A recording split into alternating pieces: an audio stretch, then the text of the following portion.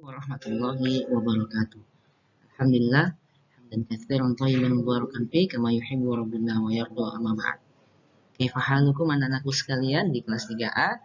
Semoga senantiasa dalam lindungan Allah Subhanahu wa taala dan juga ayah dan bunda di rumah. Semoga diberikan kesehatan dan juga semangat dalam mendampingi anak-anak di rumah.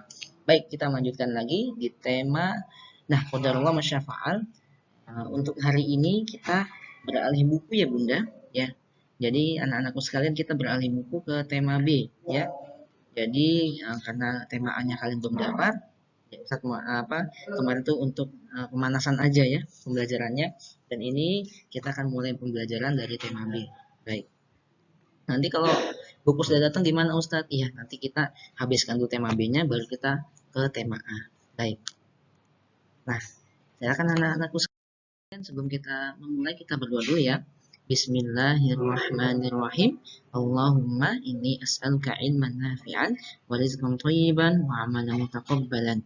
Nah, sekarang adik-adik semuanya, anak-anakku sekalian disiapkan buku tematiknya, tematik B, 3B, kemudian buku tulisnya dan juga pensil ya. Oke, kita sudah masuk di subtema 1, manfaat tumbuhan bagi kehidupan manusia. Nah, anak-anakku sekalian, kita nanti akan belajar tentang dongeng.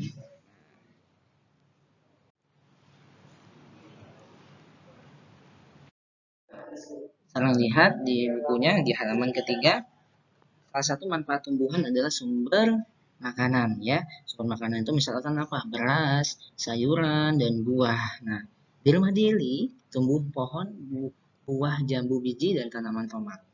Ia selalu merawat tanaman-tanaman tersebut.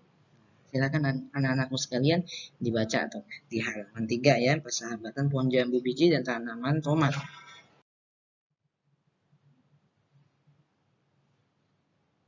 Oke. Nah, sekarang dilihat ya.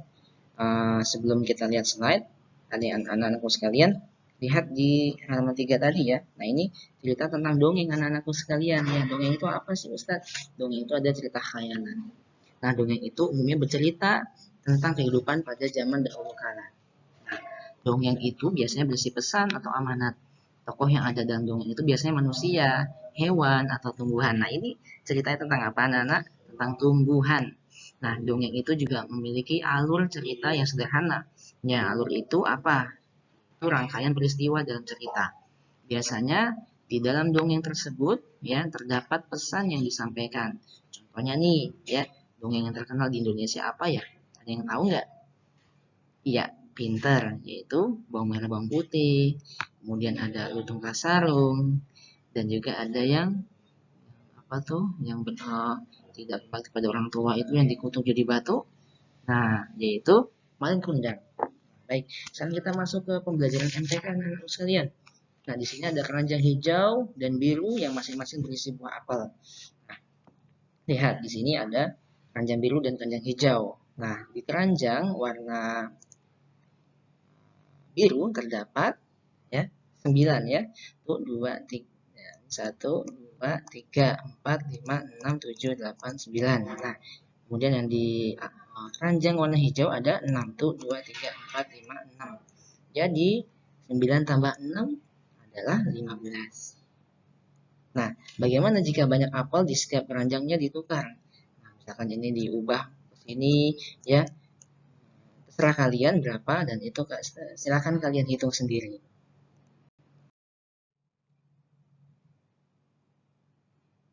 Ya.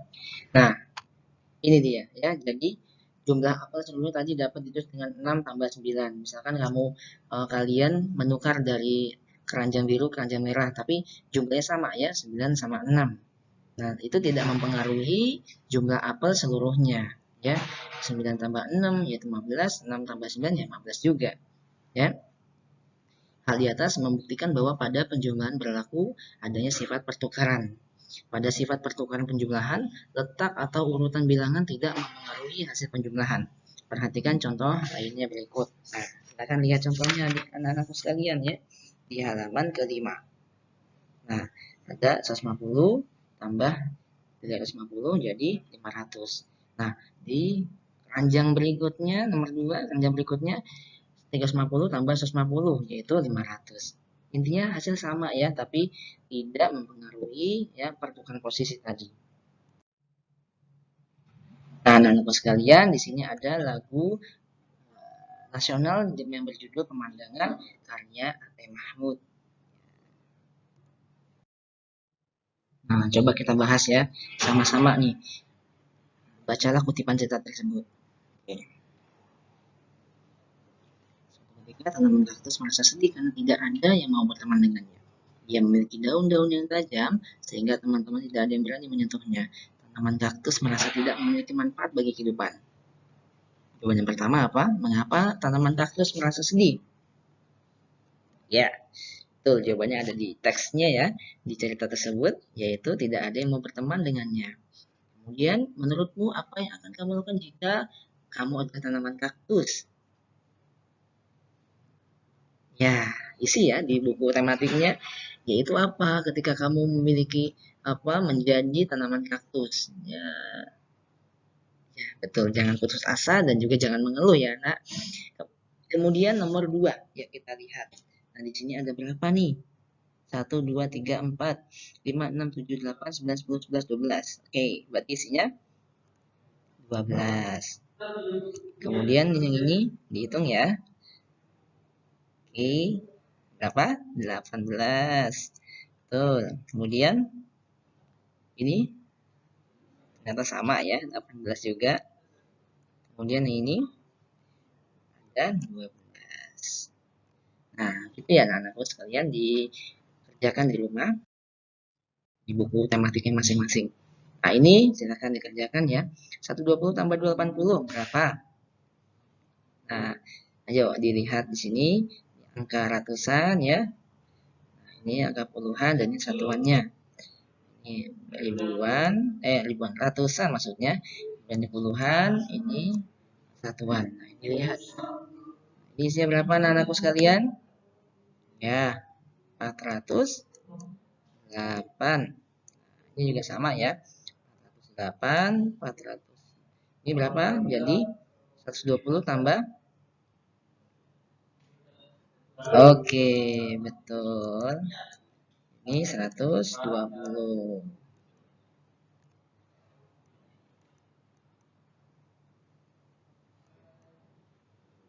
Yang B. Oke, berapa?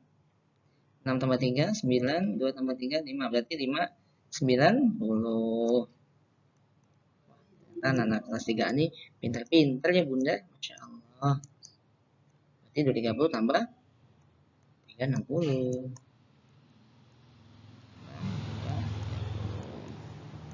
Yang C. Oke. Oke, siap. 5, 9. Oh.